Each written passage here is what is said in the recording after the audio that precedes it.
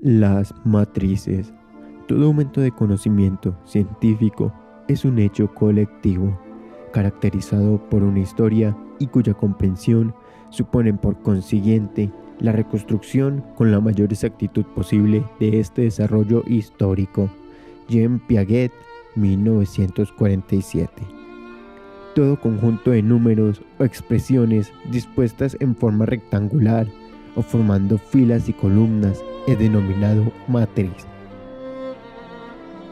Una matriz puede representar una tabla de valores, un determinante, una familia de vectores, una aplicación lineal, un endomorfismo, un sistema de ecuaciones diferenciales, una forma bilineal.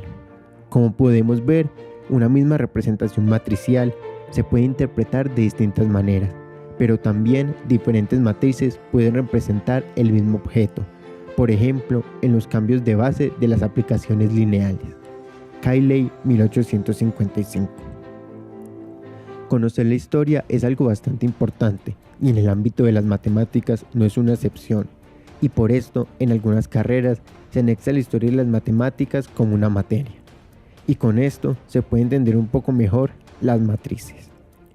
Para adentrarnos en la historia de las matrices debemos comenzar por las ecuaciones lineales entre los años 100 y 200 antes de la era moderna. En China aparece un libro para solucionar ecuaciones lineales, y por si fuera poco, este capítulo se denominó Cálculo con tablas cuadradas, en el cual resolvieron 6 ecuaciones con el uso de matrices.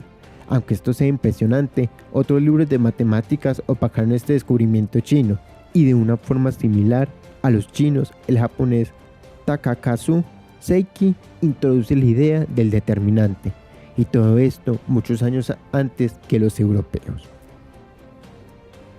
En Europa todo comienza en el siglo XVI, con la solución de ecuaciones por un método similar al de Cramer, en el libro Ars Magna, y también se encuentran las bases de los determinantes, sin ser estos definidos.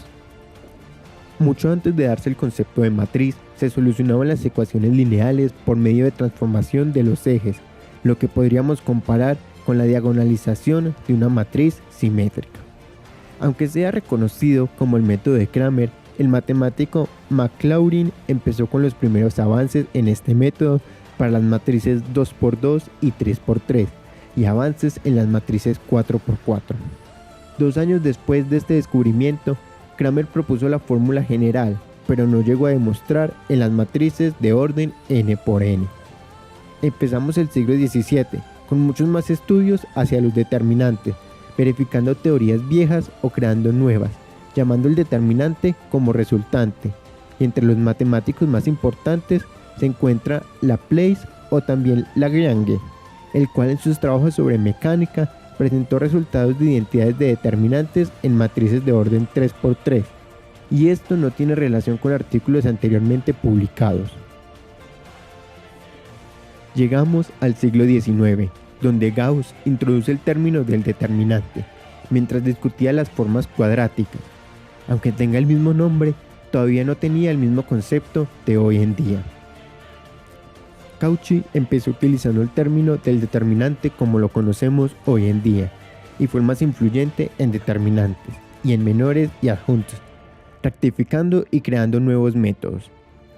Este mismo matemático, en 1826, comienza a implementar el término tablao, traducido al español tabla, para nombrar las matrices. No fue hasta 1850 donde se introdujo el término de matriz por Silvestre, la cual denominó un arreglo oblongo de términos. Silvestre, con ayuda de Cayley, propuso la idea de la matriz inversa. Cayley, en 1858, publica la definición de las matrices con sus operaciones como la adición, multiplicación y multiplicación por un escalar.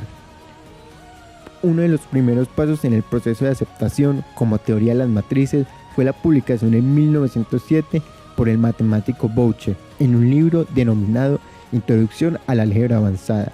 En la década de 1930 aparecieron trabajos influyentes escritos por Turnbull y Aikinen.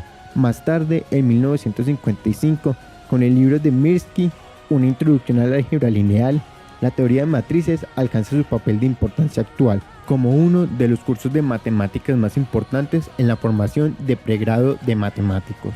Las matrices siguen ahí, al pasar de los años, por su gran importancia para el estudio de los sistemas de ecuaciones, y también surgen de manera natural en varios aspectos, como la geometría estadística, entre otros. Las matrices son una parte fundamental de la cultura, y no solo para resolver problemas matemáticos. Podemos encontrarlas en situaciones tan cotidianas como el horario de clase, donde las columnas son los días y las filas son las horas, completando celdas con las matrices. Los horarios de aviones o buses, representados con matrices de doble entrada. La tabla de cotizaciones de la bolsa, en cada uno de los días de la semana. Las podemos ver como un tablero de ajedrez. Estos son algunos de los tantos ejemplos que están implícitos en nuestro día a día. Las hojas de cálculo son matrices de orden n por n, donde podemos hacer cálculos a gran velocidad. Las matrices también se utilizan en la física. Estas se utilizaron para estudiar la mecánica cuántica. También se utilizan en la ingeniería de datos. Las matrices se han utilizado en una gran variedad de campos, los cuales no todos cuentan con una relación directa a entender fenómenos matemáticos o físicos.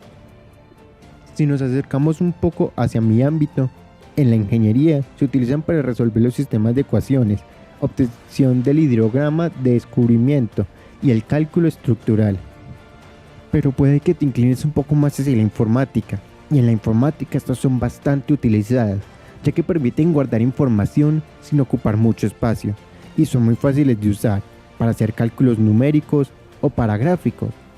Si te gusta la electrónica, los píxeles de una pantalla los podemos demarcar como una matriz, o también, en algunos casos, demarcan el comportamiento de algunos componentes electrónicos.